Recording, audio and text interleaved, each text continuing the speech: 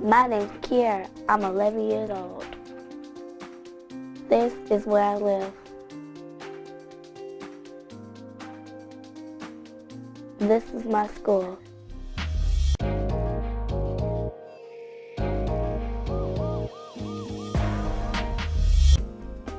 This is my street.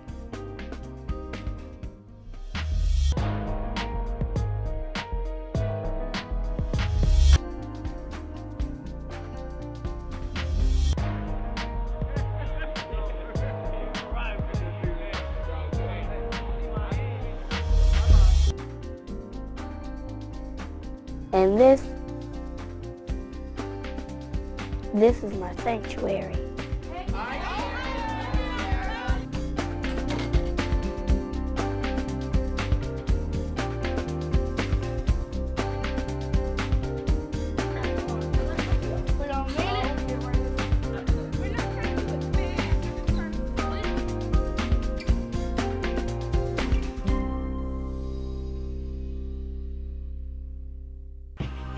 There's a lot of discussion in Jacksonville about the high crime rate we have, homicide, all of the really terrible violent crimes that's being committed in this city.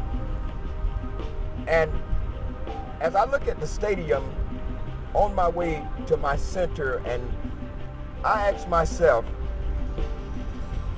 everybody in Jacksonville and all of the 60,000 people who comes down to see the games and enjoy themselves see and know that right around the corner from the stadium, we have a lot of human problems.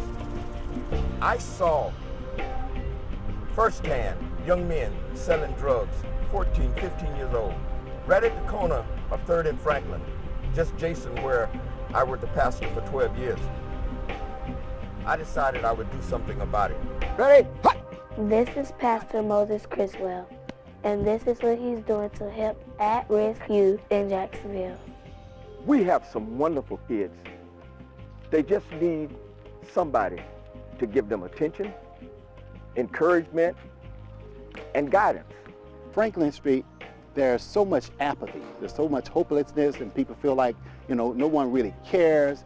The kids didn't have anything to do. They're just walking and hanging out. And so they need some way to channel that energy to something positive. Pastor Criswell opened his church basement as a safe haven, a place for us to go after school, free from the pressures of the street. We are offered a healthy meal, homework, tutoring, skills mentoring, or simply someone to ask how our day was.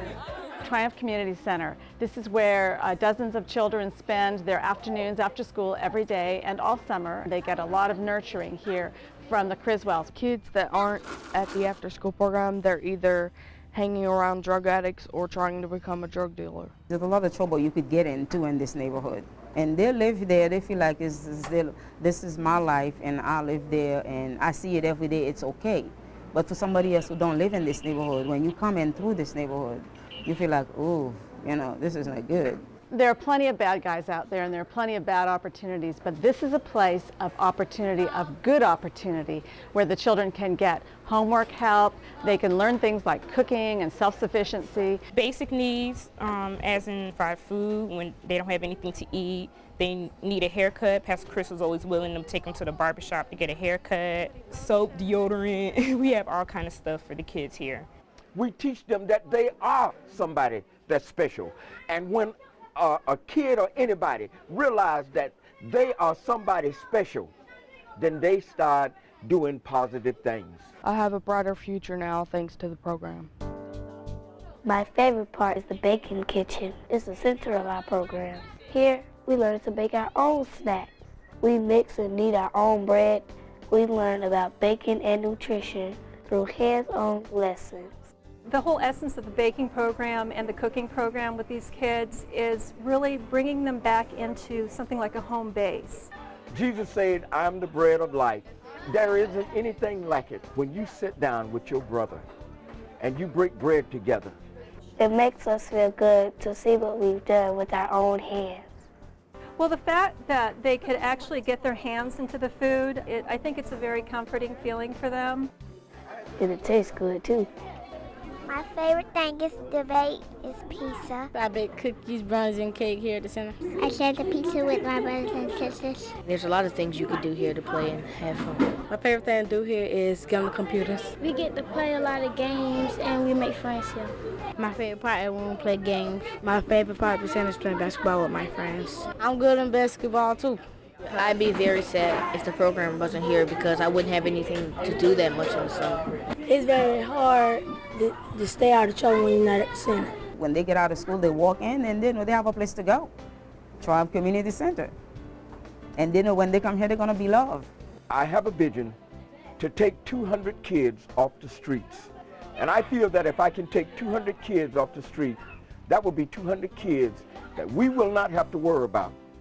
In violence, killing one another, carjacking, and all of the ugly things that Jacksonville have to deal with our youth. It helped me. I am a single parent, and I have 2 kids attending here. It keeping a lot of kids from in the trouble, a lot of kids from in danger, something that they could do for the summer. We learn skills Pastor says we will need in life. Here we can play, study, learn, and talk to grown-ups. We really enforce life skills here for the kids to finish college, finish high school, not only to look at sports. And we provide other programs here, as in computers, if they want to be a computer engineer. We could see doctors, we could see lawyers, we could see plumbers and electricians and school teachers. We're trying to teach them how to do things for themselves without depending on somebody to do it for them. The whole program is run out of a church basement. Anyone 6 to 18 who is looking for a safe place can come here. Let us bow our heads. Pastor Chriswell and the other grown-ups worked really hard to keep this place open for us. Pastor Chriswell, he loved those kids and he loved this community and he tried to do so much. Sometimes he makes so much sacrifice. This man using his credit card to buy stuff for those kids. That's how much he loved those kids in this community. It isn't easy for him to do this day after day, where he has to scrounge for resources and really try to pull this together on a daily basis. When you're not here, they miss you. They look forward to, knowing where you're at. You can see that they love you because you've been here for so long, taking care of them, and you do grow an attachment to them. We need help to continue what we're doing. We do need some help. We need big miracles. We do. Each and every one of us have to be the loaf to feed the hungry, not just their stomachs, but their souls. And if every one of us would become willing to be the loaf for someone who are in need, we can change our community and our city and our country. My name is Kiara, this is our sanctuary, and this is our bread.